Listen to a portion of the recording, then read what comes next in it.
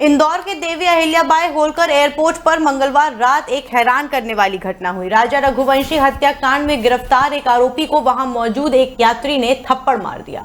Social media पर इस घटना का वीडियो तेजी से वायरल हो रहा है। प्रत्यक्षदर्शियों के अनुसार ये घटना तब हुई जब मेघालय पुलिस की टीम 4 आरोपियों को लेकर एयरपोर्ट के भीतर जा रही थी। उसी दौरान एक यात्री जो अपने सामान के साथ खड़ा था, आरोपियों को गुजरते देख अचानक उनमें से एक को थप्पड़ मार बैठा। माना जा रहा है कि यात्री ने यह हरकत हत्या को लेकर अपनी नाराजगी जताने के लिए की है। आरोपियों ने मास्क पहन रखे थे, इसलिए यह साफ नहीं हो सका कि थप्पड़ किसे मारा गया। घटना का वीडियो सोशल मीडिया पर वायरल हो गया है और इसे लेकर लोगों के रिएक्शन भी सामने आ रहे हैं।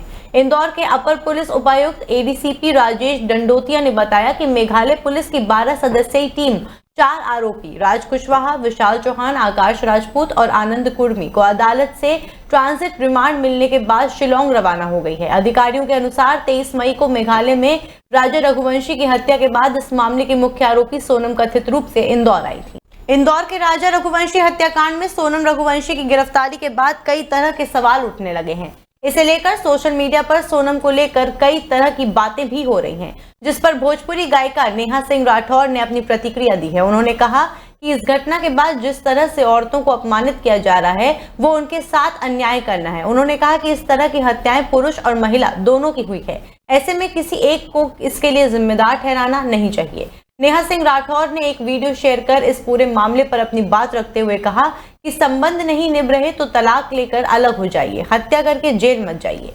विवाह की व्यवस्था जितनी पुरानी है, विवाहित संबंधों और उसके चलते होने वाली हत्याओं का इतिहास भी उतना ही पुराना है। ऐसे में इसके लिए सिर्फ औरतों को अपमानित करना उनके साथ अन्याय करना है। सोनम रघुवंशी मामले पर भोजपुरी गायिका ने कहा कि जो लोग अपनी बेटी की शादी अपने पसंद के लड़के से कराते हैं और दहेज के लिए बेटे को प्रेमिका को छुड़वा देते हैं, आजकल उन लोगों में डर का माहौल है।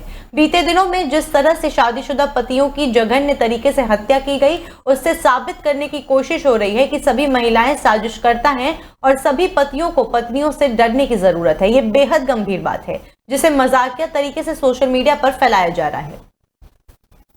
अपनी बेटी की शादी जबरदस्ती अपनी पसंद के लड़के से करवाने वाले अंकल जी लोग बड़े चिंतित हैं। दहेज के लिए बेटे को इमोशनली ब्लैकमेल करके उसकी प्रेमिका छुड़वाने वाली माता जी लोगों में डर का माहौल है।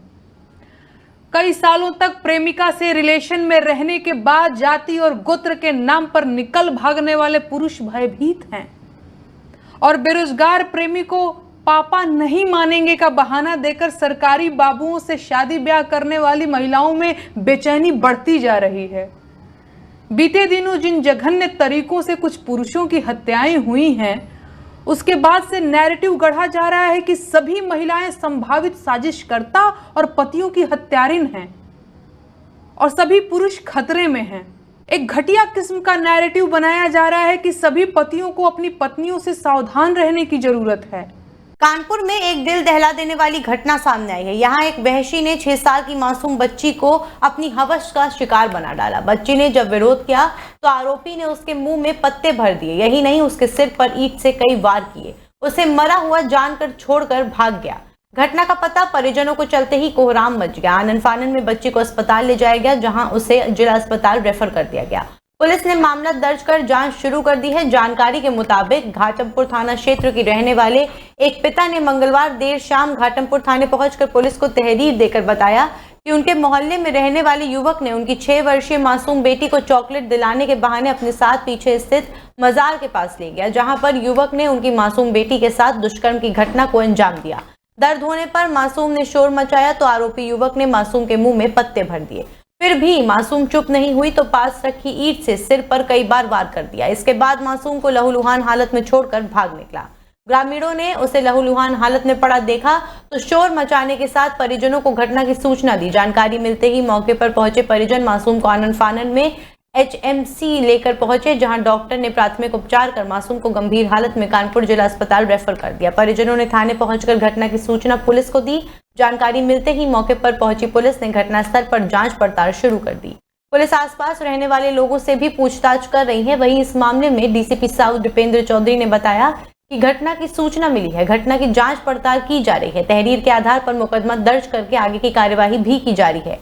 आरोपी पड़ोस में ही रहता है और बच्ची उसे अंकल कहती थी। वो चॉकलेट के बहाने मजार के पीछे ले गया। जल्द ही उसे गिरफ्तार भी कर लिया जाएगा। इंस्पेक्टर घाटमपुर को यूपी 112 के माध्यम से एक सूचना प्राप्त हुई कि मोहल्ला जवाहर नगर कस्बा घाटमपुर की एक लगभग 5 वर्षीय एक लड़की को घायल अवस्था में सीएससी घाटमपुर ले जाया गया है। इस सूचना पर इंस्पेक्टर घाटमपुर, एसीपी घाटमपुर एवं अन्य पुलिस की टीम वहां पहुंची और वहां पर वार्ता के क्रम में फिर डॉक्टर्स ने उस लड़की को उचित इलाज हेतु higher centre Hallett hospital Kanpur refer कर दिया गया। प्रकरण की गंभीरता के दृष्टिगत कानपुर शहर में ग्रीन कॉरिडोर बना करके पीड़िता को तत्काल हैलेट हॉस्पिटल में एडमिट कराया गया। इंस्पेक्टर घाटमपुर को यूपी 112 के माध्यम से एक सूचना प्राप्त हुई कि मोहल्ला जवाहर नगर कस्बा घाटमपुर की एक लगभग 5 वर्षीय एक औरंगाबाद के ओबरा थाना क्षेत्र के खराटी गांव में 11 जून की सुबह करीब 4 बजे भिंडीहा पंचायत के पूर्व मुखिया की हत्या कर दी गई है। टांगी से ताबड़तोड़ कई वार किए गए हैं। मृतक की पहचान खराटी गांव के ही 47 वर्षीय अजीत कुमार सिन्हा के रूप में की गई है। सूचना मिलते ही परिजन के साथ पुलिस भी घटनास्थल पर पहुंची। पोस्टमार्टम कराने के बाद शव को परिजनों को सौंप दिया गया। मृतक अजीत कुमार सिन्हा के 13 वर्षीय बेटे अंश कुमार ने बताया कि रात में उसकी तबीयत खराब हुई थी और उसके पिता पुराने घर से दवा लाने के लिए निकले थे। इसी बीच उन्हें अगवा कर लिया गया और हत्या कर दी गई। परिजनों ने सवाल खड़ा किया कि जब अजीत घर से दवा के लिए निकले थे तो फिर आरोपी के घर कैसे पहुंच गए।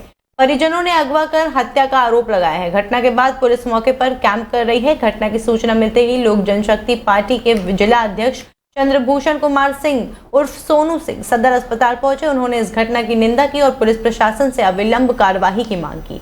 व्यक्ति की मौत के बाद शव का पोस्टमार्टम कराया गया। एसडीपीओ ने बताया कि जिन लोगों ने मृतक अजीत कुमार सिन्हा के साथ मारपीट की उनके घर में एक गंदी नीयत से घुसा था। मामले में 3 लोगों को हिरासत में लेकर पूछताछ की जा रही है।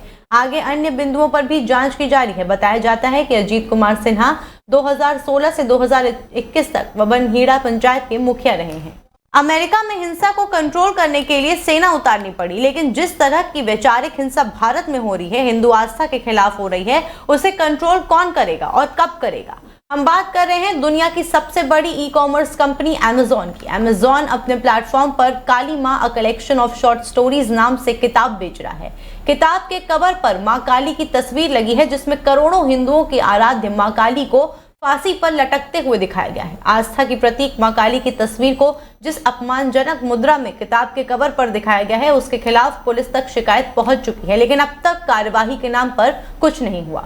हिंदुओं की भावनाओं से खिलवाड़ वाला ये विवाद आज से नहीं चल रहा। यहाँ हम आपको बताना चाहेंगे कि मां काली का अपमान करने वाली इस किताब को लेकर मई 2023 में सोशल मीडिया पर सवाल उठे थे। तब खूब बहस हुई, डिबेट हुई, लेकिन ना तो किताब की बिक्री थमी और ना ही अमेजॉन के खिलाफ कोई कार्यवाही हुई। रांची में कोरोना से संक्रमित एक मरीज की मौत हो गई। 44 वर्षीय मरीज का इलाज रांची के Rajendra institute of medical sciences के ट्रॉमा सेंटर में चल रहा था। कोविड-19 के इस दौर में राज्य में पहले संक्रमित मरीज की मौत हुई है। बताया गया है कि मरीज कई अन्य गंभीर बीमारियों से पीड़ित था। डॉक्टरों ने उन्हें बचाने की भरपूर कोशिश की, लेकिन उनकी सांसें आखिरकार थम गईं। झारखंड में इस वर्ष कोविड से ये पहली मौत है। पिछले 24 घंटे के दौरान रांची में कोरोना संक्रमण के 3 नए केस सामने आए। इसके साथ ही राज्य में कोरोना पॉजिटिव सक्रिय केस की संख्या 7 हो गई है। इस वर्ष राज्य में कोविड का सबसे पहला केस 25 मई को रांची में सामने आया था। इसके बाद से ही स्वास्थ्य विभाग ने पूरे राज्य में अलर्ट जारी किया था। इसके बाद 20 दिनों के दौरान राज्य में कोविड के 15 से ज्यादा मामले सामने आए। इनमें से ज्यादातर लोग इलाज के बाद स्वस्थ हो गए हैं। राज्य सरकार की ओर से राज्य के लोगों से यथासंभव कोविड प्रोटोकॉल का पालन करने की अपील की जा रही है। सर्दी, खांसी, बुखार और कोविड से संबंधित किसी भी तरह का लक्षण दिखने पर लोगों से जांच कराने और चिकित्सकों से संपर्क करने की सलाह दी गई है। केंद्रीय मनोचिकित्सा संस्थान में आयोजित एक कार्यक्रम के दौरान स्वास्थ्य मंत्री इरफान अंसारी ने राज्य में युवाओं के बीच बढ़ते नशे के प्रचलन पर गहरी चिंता व्यक्त की है। उन्होंने कहा कि नशे की लत में युवा पीढ़ी को गंभीर रूप से प्रभावित किया गया है। मंत्री ने बताया कि आजकल बच्चे कफ सिरप और अन्य ड्रग्स का सेवन करते हुए देखे जा रहे हैं, जो कि चिंताजनक है। मंत्री ने नशे को रोकथाम के लिए जागरूकता और पुलिस की सक्रियता पर जोर दिया। उन्होंने कहा कि यहाँ डीजीपी साहब मौजूद हैं। मैं उनसे कहना चाहता हूँ कि बच्चों को पता है कि नशे का सामान कहाँ मिलता है, लेकिन पुलिस को इसकी जानकारी नहीं है। ऐसा क्यों है? उन्होंने पुलिस से अपनी कार्यप्रणाली में सुधार लाने की अपील की। मंत्री अंसारी ने यह भी कहा कि युवाओं को नशे से होने वाली बीमारियों और स्वास्थ्य पर इसके प्रभाव के बारे में जागरूक करना आवश्यक है। उन्होंने उदाहरण देते हुए कहा कि शराब या अन्य नशे के सामान पर पाबंदी लगाने से कोई खास फर्क नहीं पड़ता। उन्होंने बिहार का उदाहरण देते हुए कहा कि वहां शराब पर पाबंदी है, लेकिन फिर भी लोग इसका सेवन करते हैं। स्वास्थ्य मंत्री ने नशे की समस्या को गंभीरता से लेते हुए इसे रोकने के लिए ठोस कदम उठाने की आवश्यकता पर बल दिया। हमारे यहाँ पर डीजीपी साहब है, मैं उनको कहूंगा कि अब हमारे बच्चों को पता चल जाता है कि कहाँ पे कब सिरप मिलता है, कहाँ पे नशा का दवाई मिलता है, कहाँ पे ड्रग्स मिलता है। सारे बच्चों को जानकारी है यहाँ, लेकिन हमारे पुलिस विभाग को जानकारी नहीं होता है। क्यों भाई? एक बच्चा बता दे कहाँ ड्रग्स कहाँ मिलता है, बता देगा भैया सर यहाँ पर पुल के किनारे ड्रग्स मिलता है। लेकिन हमारे इसको अदरवाइज डीजीपी साहब, ये पुलिस वाले को इतना जानकारी नहीं। अब बताइए ड्रग्स ले रहा है बच्चा हमारा, हम बड़ी बड़ी बातें करते हैं, हम ठीक है, हमारा पुलिस विभाग अच्छा काम कर रहा है हमारे साथ। पंजाब के लुधियाना वेस्ट विधानसभा सीट पर उपचुनाव को लेकर प्रचार अभियान तेजी से जारी है। आम आदमी पार्टी के राष्ट्रीय संयोजक अरविंद केजरीवाल ने संजीव अरोड़ा के पक्ष में वोट की अपील की है। इस दौरान उन्होंने ये भी कहा कि अगर संजीव अरोड़ा चुनाव जीतते हैं तो हम उन्हें मंत्री बना देंगे। आम आदमी पार्टी के राष्ट्रीय संयोजक अरविंद केजरीवाल ने कहा कि आज मैं एक बड़ा ऐलान करने जा रहा हूं। अगर आपने भारत भूषण आशु को वोट दिया तो आपको एक विपक्ष का एमएलए मिलेगा जो आपके कोई काम नहीं करा पाएगा। अगर आपने 19 तारीख को संजीव अरोड़ा जी को वोट देकर विजयी बनाया तो हम 20 तारीख को उन्हें कैबिनेट मंत्री बना देंगे। भगवंत मान साहब भी इस पर सहमत हैं। आप अपना फर्ज पूरा कर दो, हम आपको पंजाब की कैबिनेट के अंदर मंत्री बना देंगे। विरोधी पार्टी के उम्मीदवार पर हमला बोलते हुए उन्होंने कहा कि संजीव अरोड़ा जी ने 2 महीने में जितना काम किया है, आशु ने इतने सालों में एक भी काम नहीं किया। संजीव अरोड़ा जी को वोट देना जो आपका सम्मान करेगा, ऐसे आशु को नहीं जो आपका अपमान करेगा। और आज मैं एक बड़ा ऐलान करने जा रहा हूं। अगर आपने आशु को वोट दिया तो एक विपक्ष का एमएलए मिलेगा आपको जो आपके कोई काम नहीं करा पाएगा। आप 19 तारीख को अपना काम पूरा कर दो, इनको एमएलए बना दो। 20 तारीख को हम इनको मंत्री बना देंगे, कैबिनेट मंत्री। अभी अभी मेरी मान साहब से बात हो गई है, मान साहब की भी सहमति है इस पे कि संजीव अरोड़ा जी को आप यहां से लुधियाना वेस्ट से आप अपना पूरा फर्ज कर दो, आप इनको एमएलए बना के भेज दो, हम इनको पंजाब की कैबिनेट के अंदर मंत्री बना देंगे। और मंत्री के पास तो पता नहीं कितनी पावर होती है, मंत्री के पास तो पता नहीं कितने फंड होते हैं। ये लुधियाना वेस्ट को, आपके बच्चों को, आपके परिवार को, सबकी जिंदगी चमका देंगे, सबका सुधार कर देंगे। जैसे मान साहब ने कहा 19 तारीख को वोट डालने जरूर जाना, सुबह सुबह चले जाना।